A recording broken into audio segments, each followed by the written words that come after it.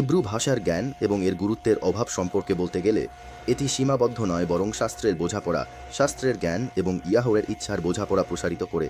যখন শাস্ত্রের জ্ঞানের সাথে সেই ভাষার জ্ঞান যোগ করা হয় যেটিতে শাস্ত্র মূলত লেখা হয়েছিল, যখন কেউ আমাদের জন্মের পর থেকে এবং আমাদের পিতামাতা পূর্বপুরুষদের অনেক আগে থেকেই আমাদের মধ্যে ঢুকিয়ে দেওয়া মিথ্যাগুলির দিকে নজর দেয়, তখন সে বুঝতে পারবে যে বিশ্বে যাতে উপাসনা করা হয় সে শাস্ত্রের প্রকৃত সত্তা নয়। উদাহরণস্বরূপ আপনি দেখতে পাবেন আমাকে এলোহিম বলা হয়েছে, আমাকে সাদ্দাই বলা হয়েছে। এই দুটি ইব্রু ভাষার শব্দ। আমাকে সর্বশক্তিমান বলা হয়েছে, এটি একটি শিরোনাম, একটি বিশেষণ যা আমি ইংরেজিতে অধ্যয়ন করার সময় ব্যবহার করি। সর্বশক্তিমান একটি শব্দ যা আমি স্প্যানিশে অধ্যয়ন করার সময় ব্যবহার করি। আমি যে দুটি শব্দ ব্যবহার করেছি এই সমস্ত কিছুর পাশাপাশি সেগুলি হলো গাদ এবং দেবতা, ইংরেজি এবং স্প্যানিশ। গাদ ইসাইয়া 6:5 এ উপস্থিত হয়। যদি আপনি লক্ষ্য করেন সেখানে ইব্রুতে কি লেখা আছে, ইসাইয়া 6:5 এ তারা ইয়াহওয়ের পরিবর্তে গাদের উপাসনা করে এবং এটি সেখানে বিরক্তিকর, কারণ যারা তাকে সর্বশক্তিমান হিসেবে গ্রহণ করে তাদের জন্য অন্য কাউকে উপাসনা করা নিষিদ্ধ। সেই কারণে প্রস্থান 2:3 এবং 1:3 বলে মিথ্যা এলোহিমের নাম, কোনো শক্তিশালী নাম আহ্বান করা উচিত নয়, এমনকি আমাদের ঠোঁটে শোনা যেতেও দেওয়া উচিত নয়। তাহলে সর্বশক্তিমানকে আহ্বান করার সময় সতর্ক থাকতে হবে। নিশ্চিত করতে হবে যে আমরা সত্যিকারের সর্বশক্তিমানকে আহ্বান করছি, যেমন গাদ ইসাইয়া 6:5 বলে যে তারা ইয়াহওয়েকে ছেড়ে গাদকে অনুসরণ করে। অনুবাদে তারা ফরচুনা, ভাগ্য বলে। তাই যদি কেউ ইব্রু ভাষার সেই সামান্যটুকু না জানে, তারা ফরচুনা দেখে এবং বলে জীবনের সাথে এগিয়ে যায়, বিষয়টি বুঝতে পারেনি। তারা বুঝতে পারেনি তাকে উল্লেখ করা হয়েছে এবং কিভাবে গাদ এই বিশ্বের ভাগ্যের দায়িত্বে রয়েছে। এবং এই কারণেই অনেক মতবাদ রয়েছে যেখানে শুধুমাত্র অর্থ, সম্পদ গুরুত্বপূর্ণ, যেমন খ্রিস্ট ধর্মে দেখা যায় সমৃদ্ধির মতবাদ। অন্যদিকে যদি আপনি দেবতা শব্দটি তদন্ত করেন, দেবতা সরাসরি জিউস শব্দ থেকে এসেছে। প্রকাশিত বাণী 2 আমাদের বলে যে জিউস হলো শয়তান। তাহলে কেন আমরা সর্বশক্তিমানকে উল্লেখ করার জন্য শয়তান বা শয়তানের নামগুলির মধ্যে একটি থেকে উদ্ভূত একটি শব্দ ব্যবহার করব? এর কোনো মানে হয় না।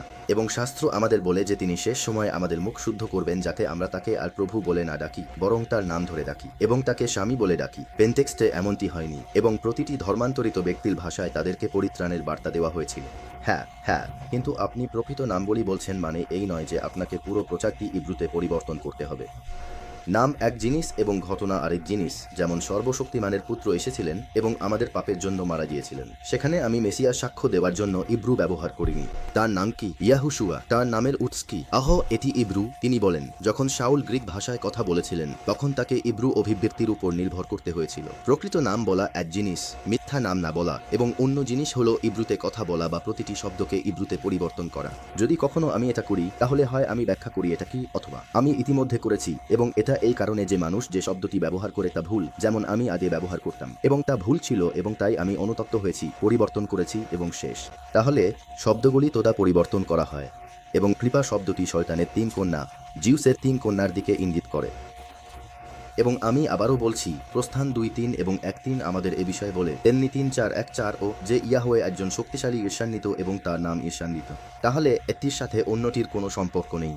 কেউ যদি প্রকৃত নাম বলে যার উৎস ইব্রু, তার মানে এই নয় যে প্রচার ইব্রু ভাষায় হতে হবে। প্রচার সেই ভাষায় করা হয় যা ব্যক্তি বুঝতে পারে। তাহলে রুয়াক সেই ভাষা দিত যা ব্যক্তি আগে জানত না, যাতে সাবুজত্রে, যা পেন্টেক্সট নামে পরিচিত, অন্যকে প্রচার করতে পারে এবং সেই ভাষার জ্ঞান দেওয়ার মাধ্যমে। আমি আবার বলছি, এটি হিটলারের কথা বলার মতো। তারা হিটলার নামটি বলে কিন্তু ভাষার উপর নির্ভর করে, যদি এটি জার্মান, ইংরেজি বা স্প্যানিশ হয়।